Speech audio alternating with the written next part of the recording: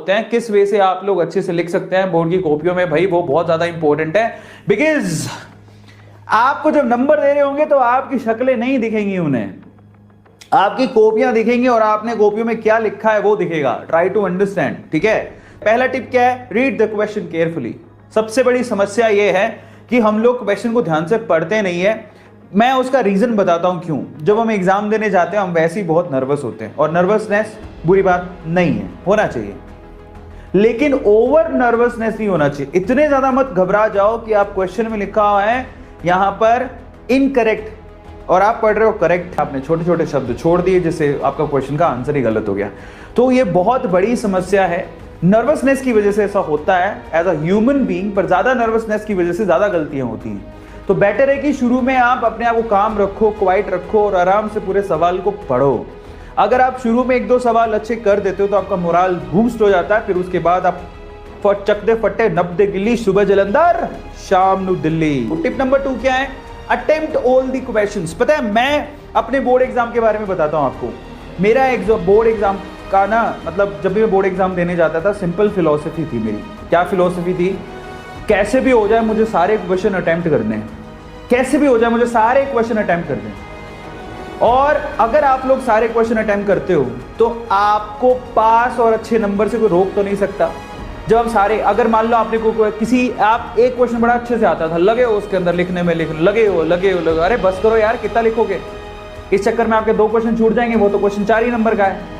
तो अगर आप लोगों ने फिलॉसफी बना ली आज ही कि मैं एग्जाम में बैठने के बाद सारे क्वेश्चन, ऐसा कोई क्वेश्चन होगा ही नहीं जिसको मैं छोड़ दूं, मैं सारे क्वेश्चन जरूर लिख के आऊंगा। ये मेरी एक पेट स्ट्रेटजी थी जो आप लोगों को भी अपनानी है कि मैं कोई क्वेश्चन छोड़ूंगा नहीं, मुझे कुछ भी आता है उससे रिलेटेड मैं पक्का लिख के आऊंगा।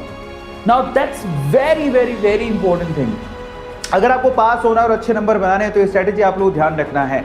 इसका मतलब क्या हुआ पता है, अगर आप सारे क्वेश्चन करने की सोच रहे हो तो आप लोगों को जितने क्वेश्चन का मार्क्स लिखे हुए हैं सामने की, एक नंबर का है या 2 नंबर का है, जितने मार्क्स लिखे हुए हैं उसी हिसाब से आप लोगों को आंसर लिखने चाहिए।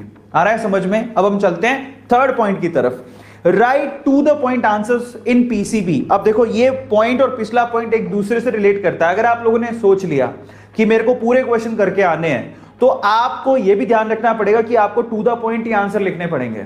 अगर आप बेमतलब कोई एक क्वेश्चन है और मेरे को आता है, बड़ा मेरा फेवरेट है, उस चक्कर में आपने आधा घंटा खराब कर दिया, क्या मतलब है, बाकी पेपर तो छूट जाएगा, पास तो नहीं हो पाओगे। तो इतनी चाहत किस बात की है, आ गया समझ में। सो प्लीज आप अपना समय बर्बाद ना करें। तो ये अननेसेसरी बेमतलब का लिखना चिकना कोई फायदा नहीं है। आप टू द पॉइंट आंसर दें। कभी साइंटिस्ट का नाम लिखते हो कि लंबी की लाइन लिखते हो, तो नंबर उतने ही मिलने हैं। जो पहला सीधे लिख दोगे तब भी 1 ही मार्क मिलेगा, नहीं लिखोगे तब भी 1 ही मार्क मिलेगा, तो फालतू के झंझट पालने ही क्यों। आ रहा है समझ में। तो ये पॉइंट नंबर 4 क्या है, right answers in points only. मतलब आप देखो, मैं आपको समझाता हूं थोड़ा सा। आप इस किसी टॉपर की ये कॉपी है और ये सबसे बेहतरीन तरीका होता है किसी भी क्वेश्चन के आंसर को लिखने का। आप क्या करो, आप पॉइंट्स बनाओ। सबसे पहले पॉइंट बनाया, उसको अंडरलाइन किया और उसके आगे पॉइंट, और ये सबसे अच्छा तरीका होता है। और जितने भी आपके एग्जामिनर होते हैं ना, इसको बेस्ट तरीका मानते हैं, क्योंकि उन्हें ना ये पॉइंट पढ़ने को मिल गया। इसका मतलब आपका ये कि आपको क्वेश्चन का आंसर आता है। लगातार मत लिखो, कई बच्चे से लगातार आंसर लिख देते हैं, वो गलत है। आपको पॉइंट बना के आंसर लिखने चाहिए, और ये सबसे बेहतरीन तरीका होता है किसी भी क्वेश्चन का आंसर लिखने का, क्योंकि उसे मालूम पड़ जाता है कि तुम लोग बेसिकली ब्रेक भी दे रहे हो और तुम लोग क्वेश्चन के आंसर के बारे में जानते भी हो। लिखना चाहिए। 5वें पॉइंट की तरफ चलते हैं, highlight important points with underline out. This is really very important. Okay, क्या कहने की कोशिश कर रहा हूं जरा देखो। मान लो आपसे क्वेश्चन आ गया, व्हाट इज बायोटेक्नोलॉजी, ठीक है। सो आपने लिखा biotechnology is equals to biology plus technology. So in that case अगर आप कोई पैराग्राफ लिखने जा रहे हो व्हाटएवर, तो उसमें जो सबसे इंपॉर्टेंट जो आपका पॉइंट है ना, उसको अंडरलाइन करो तुरंत। और ये बहुत इंपॉर्टेंट चीज है। कई बच्चे मैंने देखे, लड़कियां स्पेशली हाइलाइटर लेके जाते हैं तो वो हाईलाइट भी करते हैं इंपॉर्टेंट पॉइंट को। तो बेसिकली जो आप अंडरलाइन करते हो ना, अंडरलाइन लाइंस ही पढ़ के वो आपको नंबर देता है। फालतू की बकवास जो एग्जामिनर पढ़ता नहीं, क्योंकि उसके पास समय नहीं होता। तो आपको ध्यान रखना है कि आप लोगों को प्रॉपरली बराबर से अंडरलाइन करना भी बहुत ज्यादा जरूरी है। 6ठे पॉइंट पर चलते हैं, point number 6, add flow charts and diagrams. Now bio के बच्चों के लिए तो बहुत इंपॉर्टेंट है। अगर आपके सामने कोई सवाल आता है तो उसका आप डायग्राम प्रॉपरली बना के आओ, बहुत इंपॉर्टेंट है। और जब आप डायग्राम बना रहे हो तो आप अच्छे से उनके जो नेमिंग है कि कौन सी चीज क्या है उसको भी आप अच्छे से लिखो, डायग्राम को अच्छे से पेंसिल से ड्रॉ करो। इसके अलावा आप एक और तरीका आजमा सकते हो क्वेश्चन के आंसर देने का, and that is flow chart. ठीक है, देखो आप साइंस के बच्चे हो, जरूरी नहीं है आपको पैराग्राफ में लिखना है। ठीक है, तो जैसे आपको डीएनए आरएनए के बारे में या प्रोटीन के बारे में पूछ लिया, तो आप इस तरह से फ्लो चार्ट भी बना के दिखा सकते हो, और ये बहुत प्रॉपर तरीका है जिससे पूरे मार्क्स मिलते हैं। Rather writing down the things, better to go with the diagrams and flow charts, that will give you more mark in less time. समझ में आ गया? क्योंकि उसको जो चाहिए एग्जामिनर को वो तो उसे मिल गया, तो वो क्यों एक्स्ट्रा दिमाग लगाएगा अपना। तो ये इंपॉर्टेंट तरीका होता है कि आप फ्लो चार्ट लो, डायग्राम लो, अच्छे से रिप्रेजेंट करो, that will give you more marks. और उसकी ना बेसिकली क्या होगा, एग्जामिनर समझ में आ जाएगा कि इस बच्चे को वाकई में पता है कि साइंस में आंसर कैसे लिखे जाते हैं। समझ में आ गया? 7वां पॉइंट पर चलते हैं, इंक्लूड एग्जाम्पल्स इन आंसर्स। आप अपने जो भी क्वेश्चन पूछा गया है उसमें आप लोग एग्जाम्पल को साथ साथ में लिखो। जैसे मान लो कोई डेफिनेशन लिखी है, डेफिनेशन लिख देता है कि व्हाट इज हाइब्रिडाइजेशन, सपोज करो। सो आप लोगों ने लिख दिया कि hybridisation is this is this, example दे दो साथ में, क्या जाएगा आपका? सिर्फ डेफिनेशन से काम नहीं चलता, उसके एग्जाम्पल भी साथ में दो। हमेशा याद रखो कि आपको कोई सवाल पूछा गया है तो आप ट्राई करो उसके एग्जाम्पल दो, क्योंकि उससे तब समझ में आ जाएगा कि इस बच्चे को क्या है, बेसिकली एग्जाम्पल से समझ में आएगा कि वाकई में आपको ये कॉन्सेप्ट अच्छे से आता है कि नहीं आता। 8वां point, answer in proper serial order section wise. ये ना मैं आप लोगों को रेकमेंड करूंगा, मैं आप लोगों से ये कहूंगा कि देखो सपोज करो कि आपके सामने पेपर है और पेपर में ना आपको सी सेक्शन अच्छे से आता है, लेकिन है ना एग्जामिनर जो होते हैं ना, आप मान के चलो जो कॉपियां चेक करते हैं ना, उनके पास बहुत कम समय होता है, कॉपियां बहुत ज्यादा होती हैं, और उनके पास एक पेपर दिया जाता है कि भैया ये पेपर आया था, आप चेक कर लो।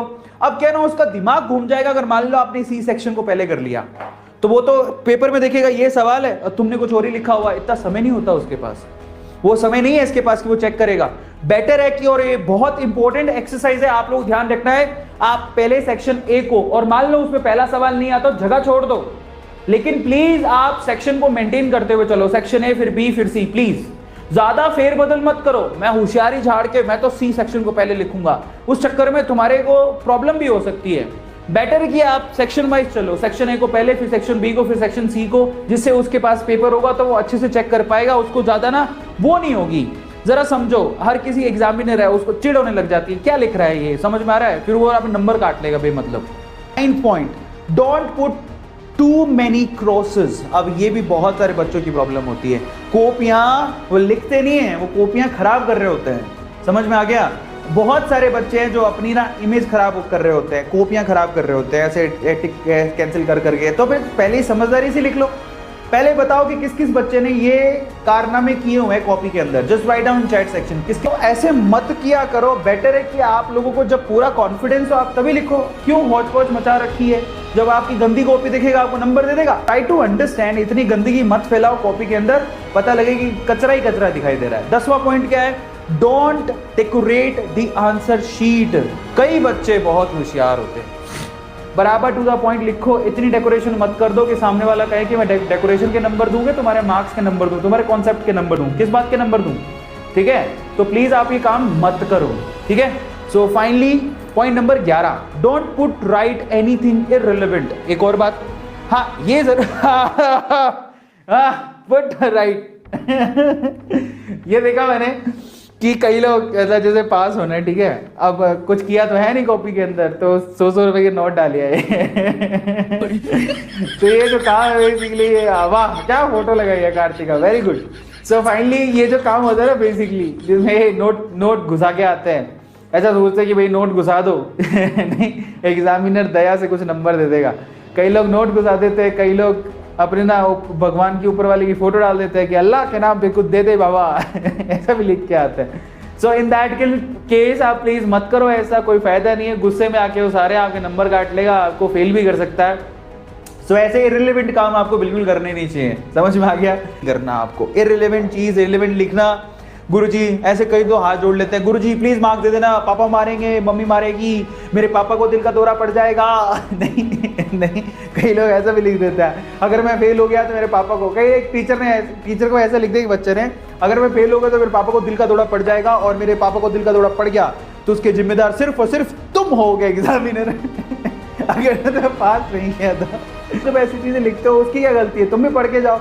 तो ट्राई टू अंडरस्टैंड प्लीज। उसके बाद क्या है 12, maintain speed from the beginning. शुरू से ही ना स्पीड बना के चलो, पेपर कभी कभार लेंथी आता है, तो बेटर है कि आप शुरू से अगर अच्छा लिखोगे, तेज स्पीड से लिखोगे, तो डेफिनेटली आप बाद में रिव्यू भी कर पाओगे, वो आपके लिए अच्छा है। लेकिन शुरू में काफी लोग बहुत ज्यादा नर्वस होते हैं, घबराए हुए होते हैं, तो उनको लगता है पता नहीं क्या ही हो जाएगा।